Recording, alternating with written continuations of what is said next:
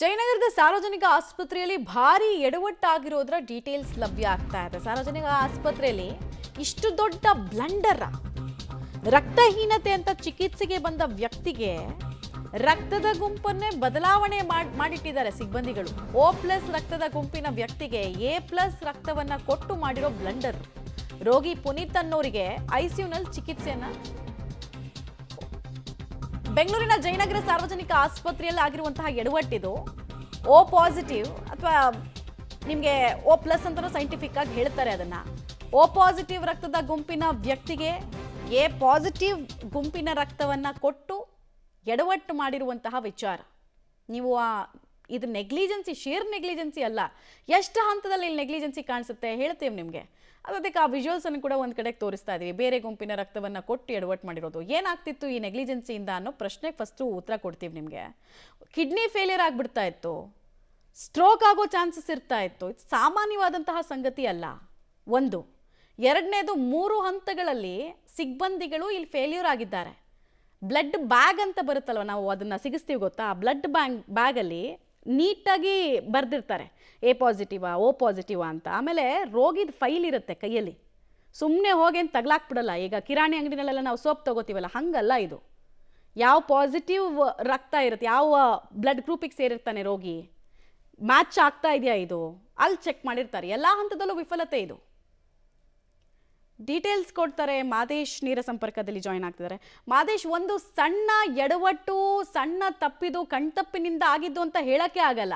3 ಹಂತಗಳಲ್ಲಿ ಆಗಿರೋ ಫೇಲ್ಯೂರ್ ಇದು. ಬ್ಲಡ್ ಬ್ಯಾಗು, ರೋಗಿ ಫೈಲು, ಆಮೇಲೆ ಯಾರು ರಕ್ತನ ಹಾಕಬೇಕಾಗಿತ್ತು ಆ ಸಿಬ್ಬಂದಿಗಳು. ಸೊ 3 ಹಂತದ ಫೇಲ್ಯೂರು. ಏನು ಬರೀ ನೋಟಿಸ್ ಕೊಟ್ಟು ಮುಚ್ಚಾಕ್ತಾರಂತ ಇಲ್ಲಿ?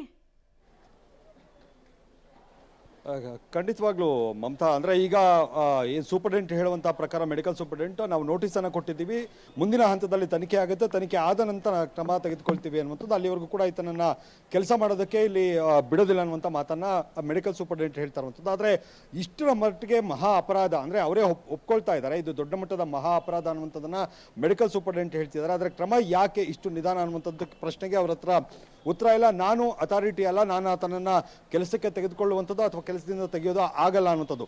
ನಿನ್ನೆ ಸಂಜೆ 4 ಗಂಟೆ ಸುಮಾರಿಗೆ, 3:30 ಸುಮಾರಿಗೆ ಆಸ್ಪತ್ರೆಗೆ ಪುನೀತ್ ಸೂರ್ಯ ಅನ್ನುವಂಥ ವ್ಯಕ್ತಿ, ಅಂದರೆ 27 ವರ್ಷದ ಪುನೀತ್ ಸೂರ್ಯ ಬಂದು ಅಡ್ಮಿಟ್ ಆಗ್ತಾರೆ. ಅದು ಕೂಡ ರಕ್ತಹೀನತೆಯ ವಿಚಾರಕ್ಕೆ ಸಂಬಂಧಪಟ್ಟಂತೆ O+ ಬ್ಲಡ್ ಅನ್ನು ಕೊಡಬೇಕಾಗಿರುವಂಥವ್ರು A+ ಬ್ಲಡ್ ಅನ್ನು ಕೊಡ್ತಾರೆ. ಅಂದರೆ ಲ್ಯಾಬ್ ಟೆಕ್ನಿಷಿಯನ್ ಯಾವ ರೀತಿಯಾಗಿ ಇಲ್ಲಿ ಮಿಸ್ಟೇಕ್ ಮಾಡಿದ್ದಾನೆ ಅಂದರೆ, ಬೇಜವಾಬ್ದಾರಿ ಯಾವ ಮಟ್ಟಕ್ಕಿದೆ ಅಂದರೆ, ಆ ಸ್ಟಿಕ್ಕರ್ ಏನಿದೆ A+ ಬ್ಲಡ್, ಅದರ ಮೇಲೆ ಸ್ಟಿಕ್ಕರನ್ನು ಈತ ಅಂದರೆ O+ ಬ್ಲಡ್ಗೆ A+ ಅನ್ನುವಂಥ ಸ್ಟಿಕ್ಕರನ್ನು ಅಂಟಾಕಿರ್ತಾನೆ. ಅಂದರೆ ಏನು ವೈದ್ಯಕೀಯ ಸಿಬ್ಬಂದಿಗಳಿರ್ತಾರೆ, ಅಂದರೆ ರಕ್ತವನ್ನು ಕೊಡುವಂಥ ಸಂದರ್ಭದಲ್ಲಾದರೂ ಅವರು ವೆರಿಫೈ ಮಾಡ್ಕೋಬೇಕಾಗಿತ್ತು, ಕ್ರಾಸ್ ಚೆಕ್ ಮಾಡಬೇಕಾಗಿತ್ತು. ಏನು ಬ್ಲಡ್ ಇದಿರುತ್ತೆ ಅದರಲ್ಲಿ 2 ಕಡೆ ಮೆನ್ಷನ್ ಆಗಿರುತ್ತೆ.